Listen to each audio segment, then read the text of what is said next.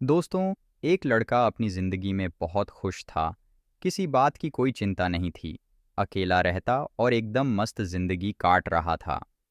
एक दिन अचानक उसे अपनी पत्नी की याद आने लगती है, जिसको वह 7 साल पहले छोड़ दिया था। उसे अपने ससुराल की याद आने लगती है और उस गांव की कच्ची सड़कों को वह याद करने लगता है।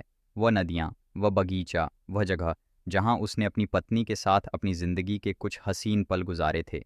उसे अपने बीते एक एक पल की याद आने लगती है। उसे अब बहुत ज़्यादा बेचैनी होने लगी थी।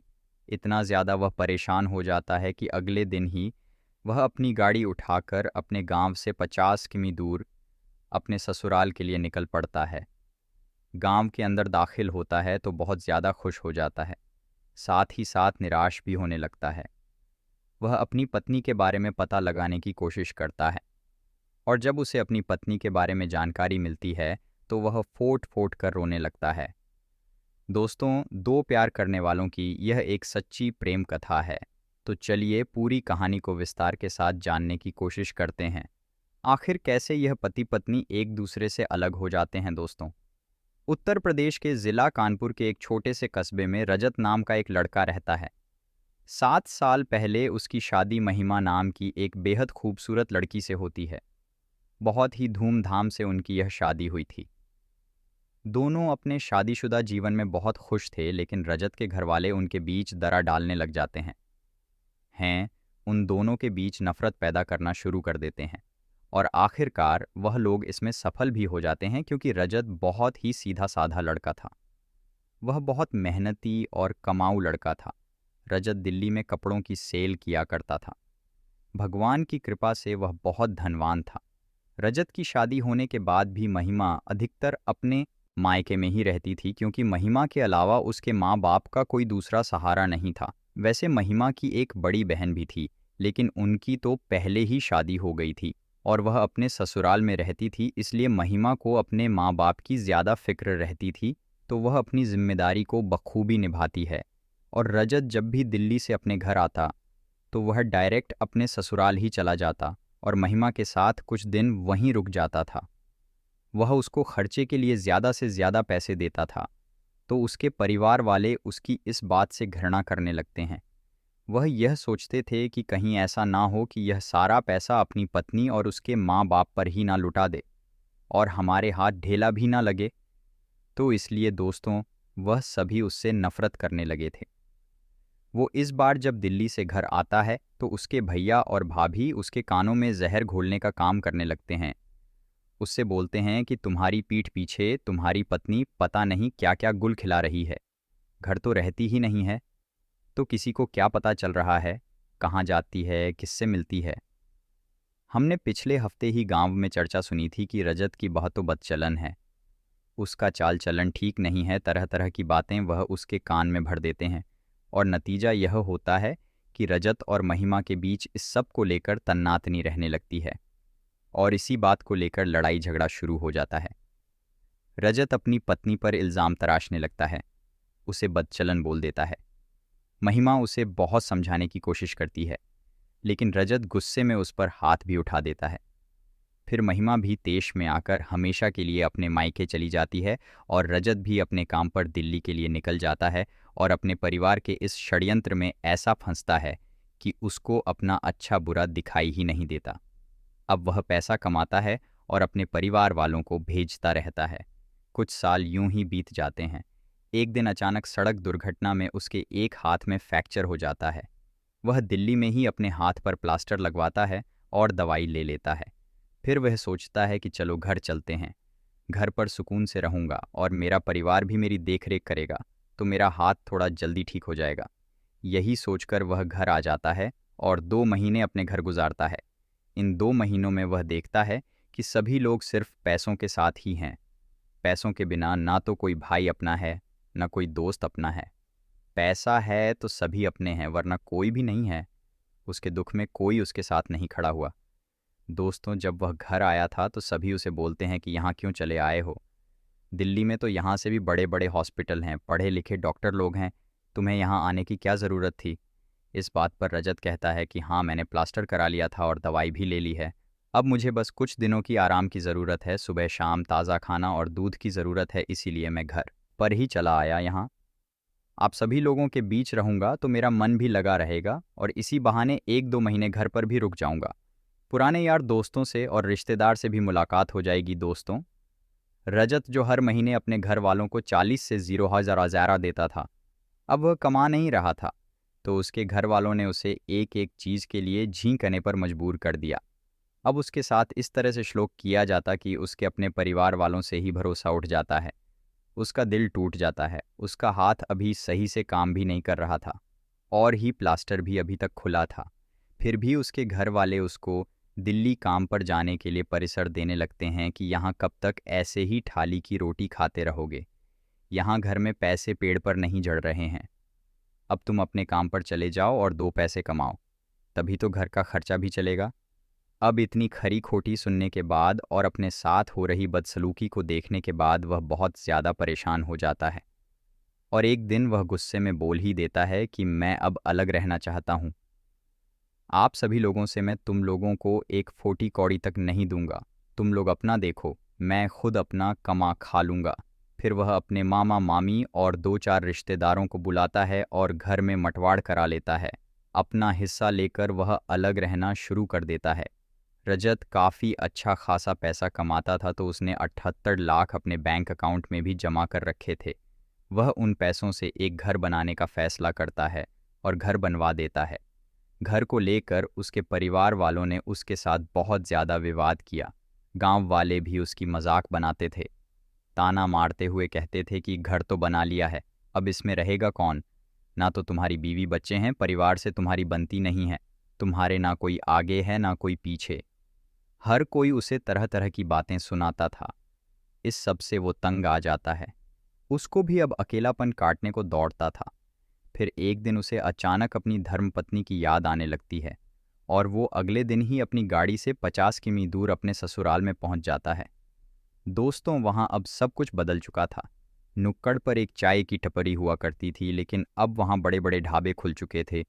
फिर वह वहां बैठता है, चाय पीता है और उस जगह को, उस अड्डे को बड़ी गौर से देखने लगता है जहां उसकी पत्नी उसको विदा करने के लिए आया करती थी। जब भी वह अपने ससुराल आता था तो उसकी पत्नी उसको ज़बरदस्ती रोक लेती थी। 2 दिन के लिए वह आता था, लेकिन वह उसको 4 दिन वहीं ज़बरदस्ती रोक लिया करती थी और वहां अड्डे तक उसे विदा करने के लिए साथ ही आती थी।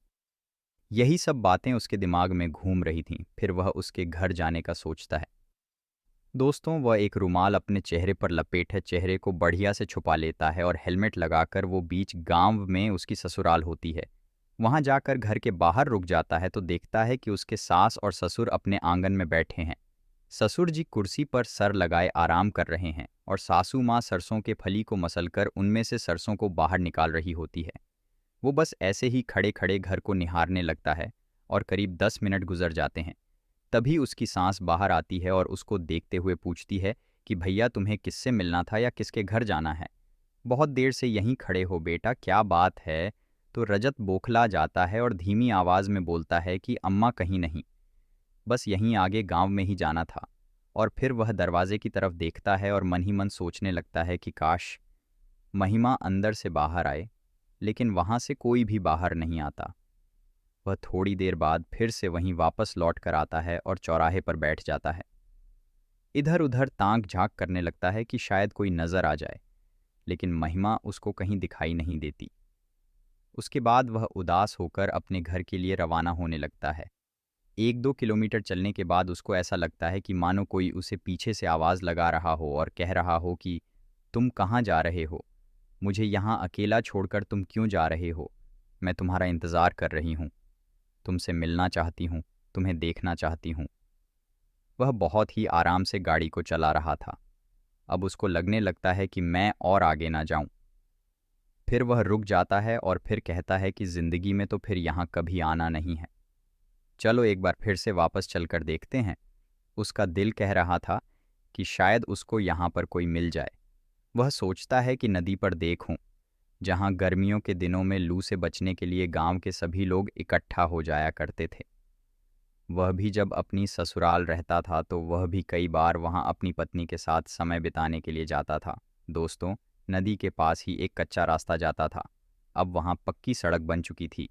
जब वह नदी के किनारे किनारे चलने लगता है तो उसकी नज़र कुछ गाय के बछड़ों पर पड़ती है, जो नदी किनारे ही घास चढ़ रहे थे। उन्हें चराने के लिए 3-4 लड़की पेड़ के नीचे बैठी थीं।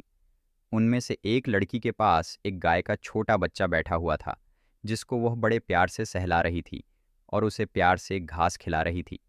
वो खुश हो जाता है और सोचने लगता है कि चलो इनके पास जाकर देखता हूँ, शायद मेरी महिमा भी यहीं कहीं हो।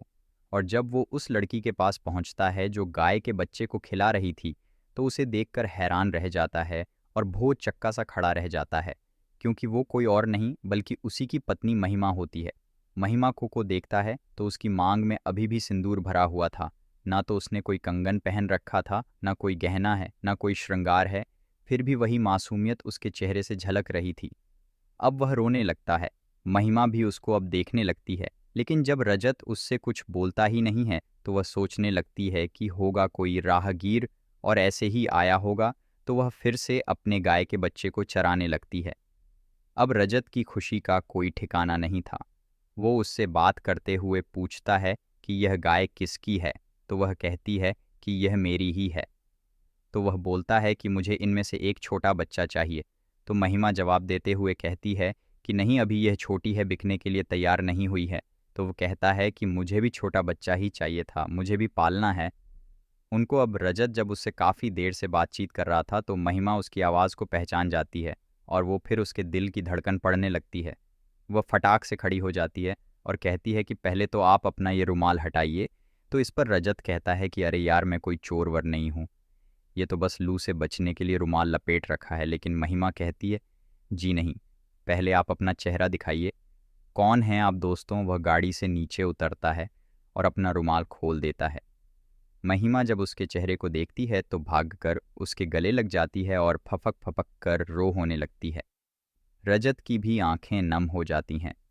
वह रजत से कहती है कि इतने सालों से आप कहाँ थे? मैं हर रोज़ आपका इंतज़ार किया करती थी, दिन रात बस तुम्हारा ही रास्ता देखती रहती थी। मेरी अतरा आत्मा तुम्हें देखने के लिए तरस गई थी।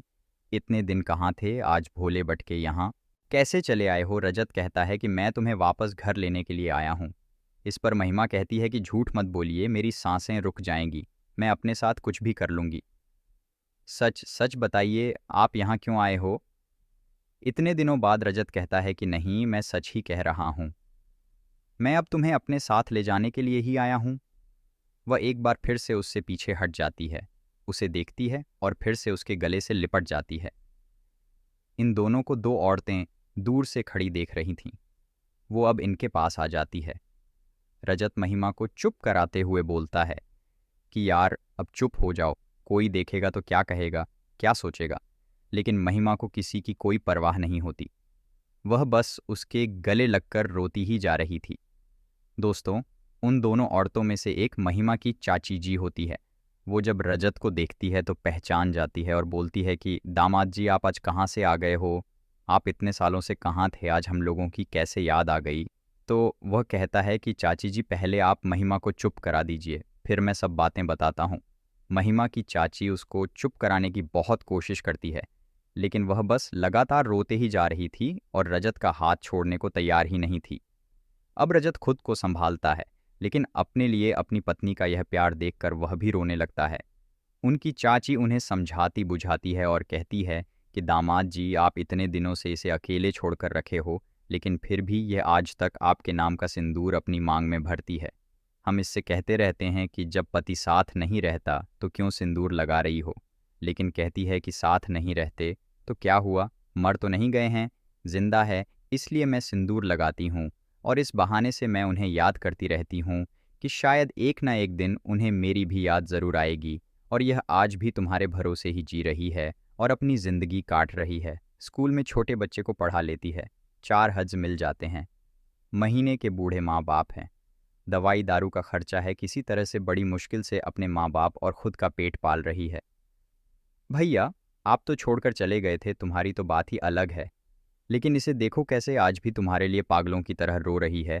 तो रजत कहता है कि नहीं चाची, मैंने भी अभी तक शादी नहीं की है, मेरा भी इस दुनिया में कोई और नहीं है, मैं अकेला ही ज़िंदगी काट रहा हूँ और आज महिमा से मिलने ही आया था और इसको अपने साथ ले जाने के लिए ही आया हूँ।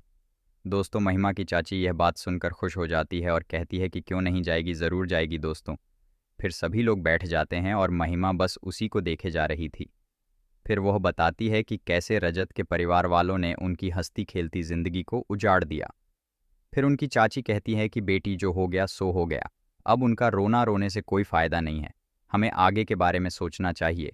अब तुम फिर से अपनी नई ज़िंदगी की शुरुआत करो और फिर से अपना घर बसा लो। तो इस पर महिमा बोलती है कि चाची जी, मैं हमेशा से इन्हें देखने के लिए, इनसे मिलने के लिए तड़प रही थी, लेकिन मैं अपने बूढ़े माँ बाप को इस हालत में अकेले छोड़कर इनके साथ वापस नहीं जाऊंगी।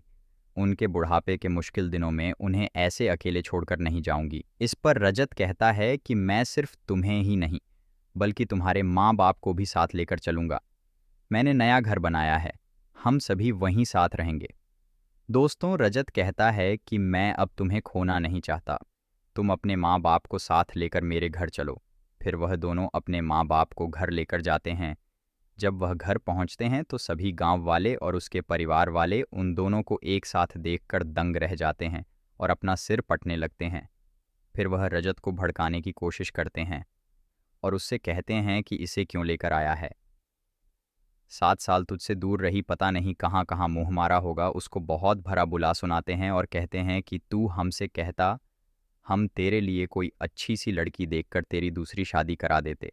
लेकिन दोस्तों, जो अल्फाज उनके ज़ुबान से निकलते हैं उसका उल्टा वह उसके साथ बर्ताव रखते थे, क्योंकि रजत के लिए जब भी कोई रिश्ता लेकर आता था तो यही लोग रिश्ते वाले को भांजी मार देते थे और कह देते थे कि यह तो नशेड़ी है, जवारी है, पहली पत्नी तो छोड़कर चली ही गई है।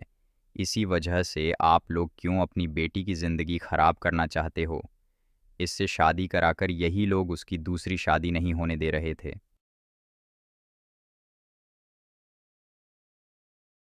और जब वह अपनी पत्नी को ले आता है तो उसे ऐसे भड़काने का काम करते हैं। रजत उनकी कोई बात नहीं सुनता और गुस्से में कहता है कि मैंने आस्तीन के सांप पाल रखे थे, लेकिन अब मेरी आंखें खुल चुकी हैं और आप सभी लोग यहाँ से चले जाइए और आइंदा से मेरी ज़िंदगी में मेरे किसी काम में आपको दखल अंदाजी करने की कोई ज़रूरत नहीं है। दोस्तों, वो लोग भी अब समझ गए थे कि ये अब हमारी किसी बात को नहीं मानने वाला। अब ये दोनों अपनी नई ज़िंदगी में खुशहाल थे और अपनी ज़िंदगी बिता रहे थे। तो दोस्तों, यह थी कहानी। कहानी आपको कैसी लगी कमेंट करके ज़रूर बताइए। और आप लोगों से एक ही विनती है कि अगर कहानी आपको ज़रा भी पसंद आई हो तो हमारे चैनल को सब्सक्राइब कर लीजिए और वीडियो को भी एक लाइक कर दीजिए। मिलते हैं फिर से एक नई और इंटरेस्टिंग कहानी के साथ। तब तक के लिए धन्यवाद। जय हिंद, जय भारत।